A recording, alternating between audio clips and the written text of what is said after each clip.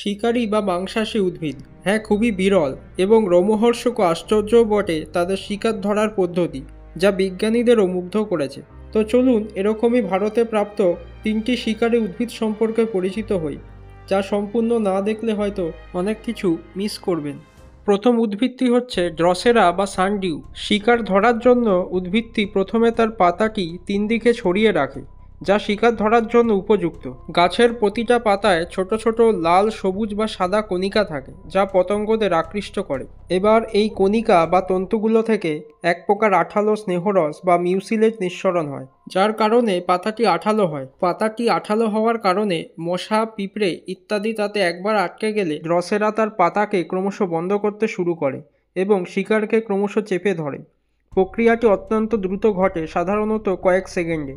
তারপর প্রাণীটির শরীর থেকে প্রয়োজনীয় পুষ্টি, বিশেষত নাইট্রোজেন ও ফসফরাস শোষণ করে, যা কিনা মাটিতে কম পাওয়া যায়, কারণ এগুলি বিভিন্ন জলাভূমি নিম্ন পুষ্টির মাটিতে জন্মায়। এগুলির ফুল সাধারণত সাদা, গোলাপি বা হালকা বর্ণের হয়। দ্বিতীয় উদ্ভিদটি হল নেপেনথেস বা কলসপত্রী। এটি পিচার প্ল্যান্ট নামেও পরিচিত।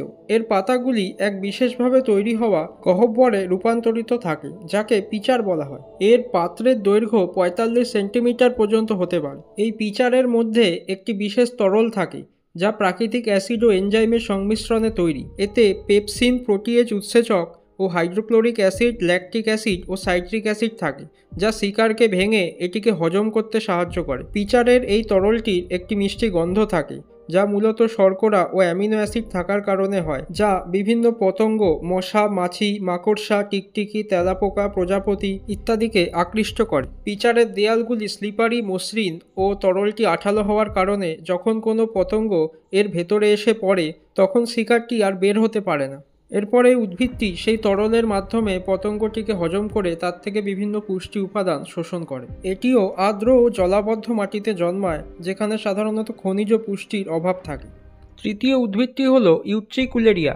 এটি একটি জলজ উদ্ভিদ এবং একে ফাদ উদ্ভিদও বলা হয়। বিভিন্ন জলজ প্রাণী যেমন কৃমি, অণুজীব, মশা, ছোট কীটপতঙ্গ, এমনকি ছোট মাছও শিকার করতে সক্ষম। এই উদ্ভিদে কিছু গহ্বর থাকে, যাকে ব্লাডার বলা হয়। এটি অনেকটা ভ্যাকুয়াম ক্লিনারের মতো শিকারকে ধরে। ব্যাপারটি হলো, ব্লাডারের ভেতরে ভ্যাকুয়াম থাকে, অর্থাৎ ভেতরে কোনো বাতাস থাকে না। এবার শিকারকে আকৃষ্ট করার জন্য উদ্ভিদটি সাধারণত তার শিকড় এবং পাতা দিয়ে জলের মধ্যে গন্ধ বা অন্যান্য রাসায়নিক পদার্থ উৎপন্ন করে, যা প্রাণীদের আকৃষ্ট করে।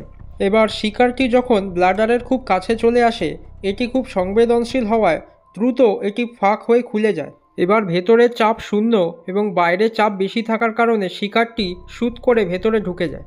এটি এত দ্রুত হয় যে শিকারটি পালানোর কোনো সুযোগ পায় না। এরপরে ভেতরে বিভিন্ন রকম উৎসেচক নিঃসরণ হয় এবং শোষণকারী কোষের মাধ্যমে উদ্ভিদটি তার পুষ্টি শোষণ করে, বিশেষত নাইট্রোজেন, ফসফরাস, যা তার বৃদ্ধির জন্য প্রয়োজনীয়।